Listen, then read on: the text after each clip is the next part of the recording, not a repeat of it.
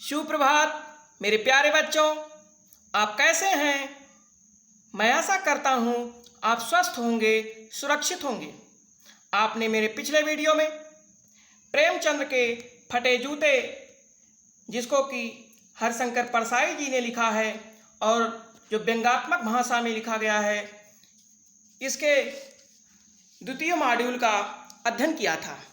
आज मैं आपके समक्ष उसी पाठ के तृतीय मॉड्यूल के साथ पुनः उपस्थित हुआ हूँ, जिसमें लेखक हरशंकर परसाई जी ने यह बताया था कि जब लेखक हैरानी से पूछता है कि प्रेमचंद्र जी के फटे जूते पहनकर ये जो फोटो खिंचा रहे हैं, ऐसा प्रतीत हो रहा है कि जैसे वो किसी पर हंस रहे हों।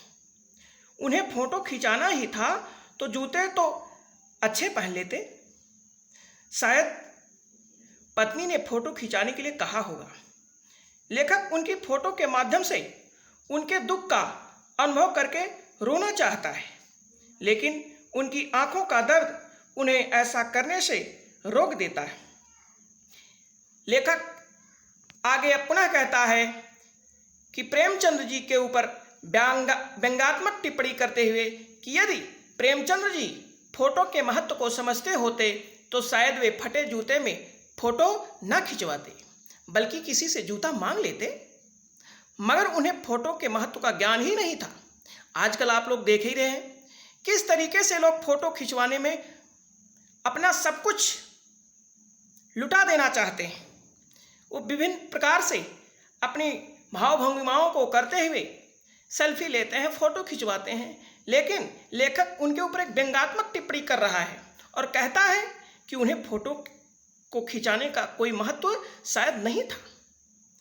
अगर उन्हें फोटो का महत्व महसूस होता तो वे ऐसा ना करते कि वह फटे जूते में जाकर के फोटो खिंचवा लेते, बल्कि वे एक फोटो खिंचवाने के लिए एक नया जूता खरीद सकते थे। लेखक आगे कहता है कि लोग बरदिखाई में तो मंगनी का कोट तक मांग लेते हैं, तो क्या यह व्यक्ति जूता नहीं मांग सकता था?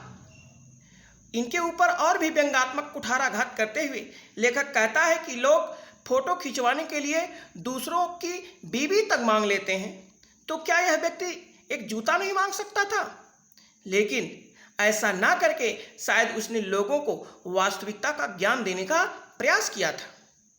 लेखक यहाँ पर उनके फटे हुए जूते के ऊपर व्यंग्यात्मक टिप्पणी करते हुए कहता है कि शायद अगर वो किसी से अगर उनको फोटो खिंचाने का इतना ही अगर उनके अंदर उत्सुकता थी, या अपनी पत्नी के कथनानुसार अगर वे फोटो खिंचवाए, तो ऐसा उनको नहीं करना चाहिए था कि फटे जूते में फोटो खिंचवा ली, बल्कि उन्हें किसी से मांग लेना चाहिए था। यहाँ तक कि लोग अपनी शादी में मंगनी की कोट मांग करके और शादी कर लेते हैं।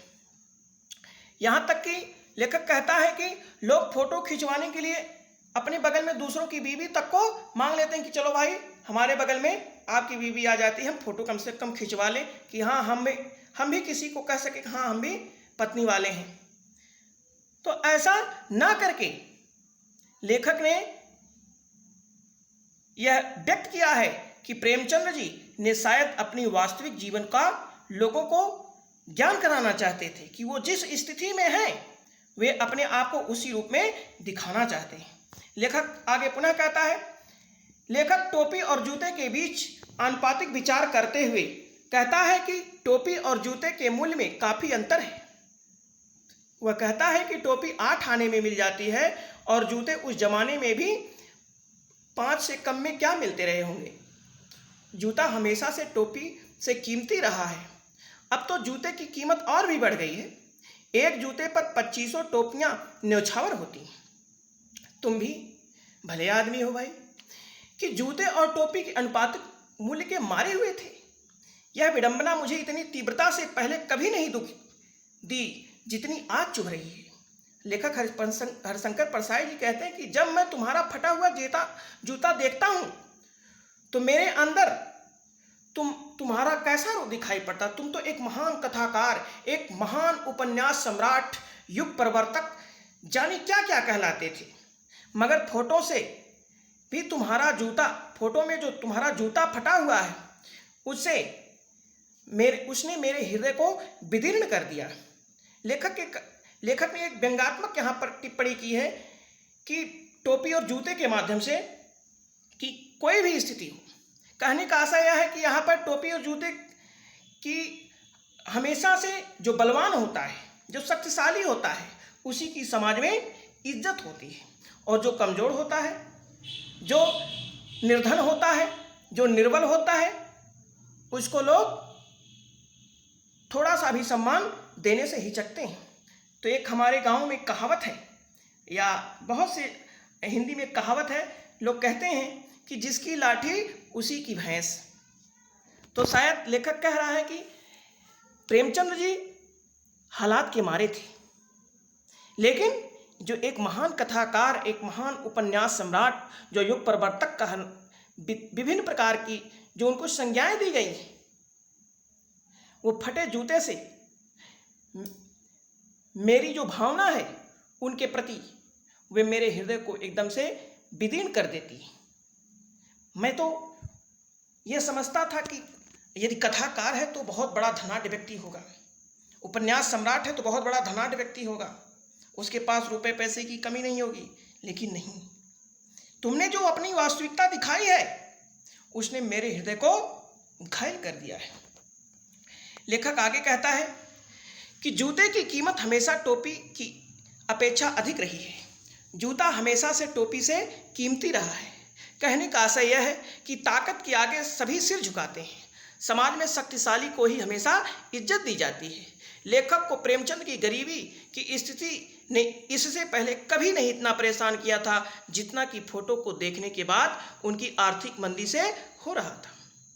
लेखक बहुत दुखी था कि भला इतना बड़ा सम्राट, इतना बड़ा युग प्रवर्तक, इतना बड़ा निबंध का ज्ञाता, उपन्यास का ज्ञाता, कि इतनी उसकी दयनीय स्थिति कि उसके पाँव में एक सही ढंग से जूता ना हो। यानी उसकी आर्थिक जो स्थिति थी वह बड़ी ही दयनीय थी। तो बच्चों, आज आपने क्या सीखा? अब हम कुछ बहुविकल्पीय प्रश्नों पर बढ़ते हैं। प्रश्न नंबर 1, प्रेमचंद जी फोटो खिंचवाने के महत्व को क्यों नहीं समझते थे? आपके विकल्प हैं क्योंकि वे अपने वास्तविक जीवन को बताना चाहते थे, ख क्योंकि वे बड़े बनावटी व्यक्ति थे, ग क्योंकि फोटोग्राफर ने उनको उसी रूप में खिंचवाने के लिए कहा था, घ क्योंकि उनकी पत्नी ने उनको उसी रूप में फोटो खिंचवाने के लिए कहा था। तो आपने अनुमान लगा लिया होगा कि आपका कौन सा विकल्प सही है।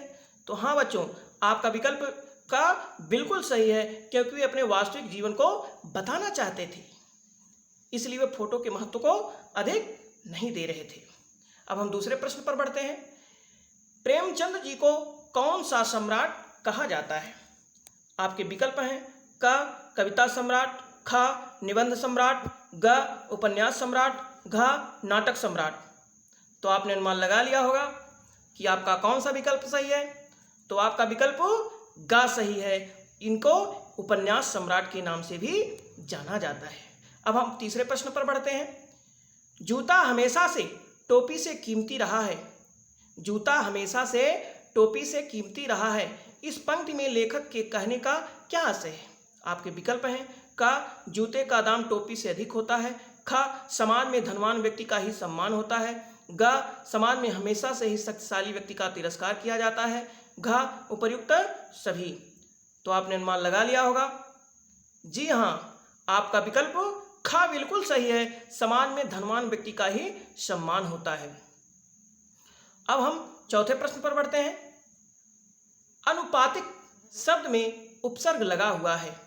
आपके विकल्प हैं क इक, ख अनुपात, ग अनु, घ अ। तो आपने अनुमान लगा लिया होगा कि आपका कौन सा विकल्प सही है। तो बच्चों, आपका विकल्प ग सही है। अनु, अनु और पातिक, पात शब्द में इक प्रत्यय लगा करके अनुपातिक शब्द बना हुआ है। अब हम प्रश्न अभ्यास के प्रश्नों पर बढ़ते हैं। निम्नलिखित प्रश्नों के उत्तर दीजिए। प्रश्न नंबर 1, यहाँ टोपी और जूते का क्या प्रतीकार्थ है? यहाँ टोपी और जूते का क्या प्रतीकार्थ है। प्रश्न नंबर 2, लोग फोटो खिंचवाने के लिए क्या क्या करते हैं? लोग फोटो खिंचवाने के लिए क्या क्या करते हैं? हम आपसे अपनी एक नई वीडियो के साथ पुनः मिलते हैं। तब तक के लिए धन्यवाद।